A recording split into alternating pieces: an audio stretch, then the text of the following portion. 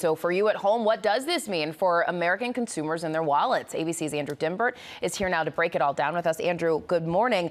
The government, as Selena was just saying, collected $142 billion from the tariffs that were struck down by the Supreme Court. How is that money going to get refunded? Yeah, so this is money that companies from major retailers like Costco down to small businesses are lining up to get back. 2,000 companies have already sued the Trump administration to get refunds for the tariffs that the Supreme Court now says are invalid. Tariffs already paid by some 300,000 importers. And remember, the way tariffs work is American companies typically pay a customs fee when a product they import from another country crosses the U.S. border. They see a line item on their customs bill that quite literally says tariff.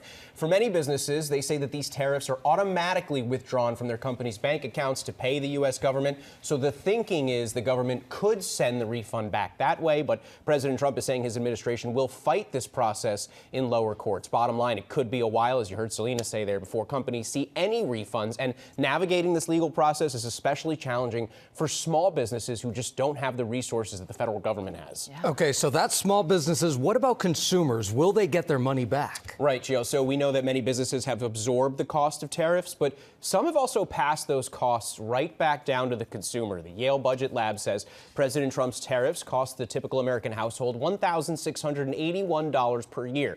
Without the tariffs that were struck down by the court, that number goes down to $781 per year. And there are still tariffs in place on key industries like aluminum, steel, and lumber. Also important to keep in mind that once retailers raise prices, guys, they really don't tend to bring them back down. That's a good point. And the new 10% tariffs that President Trump just announced, what could that mean for consumers? Right. So the White House was ready with this backup plan, this new 10% tariff taking effect Tuesday. It applies to most imports coming into the U.S. for the next 150 days. After that, it would need to be approved by Congress to stay in effect. So these tariffs don't give the president the same sort of broad-based negotiating powers as the ones that were just struck down by the Supreme Court. And for some key trading partners, this actually means tariff rates will lower. For example, the EU, Japan, and India had negotiated trade deals with rates above 10%. Now they'll be at 10%. And the White House also says there are exceptions. Foods, including beef, tomatoes, and oranges, won't face new tariffs.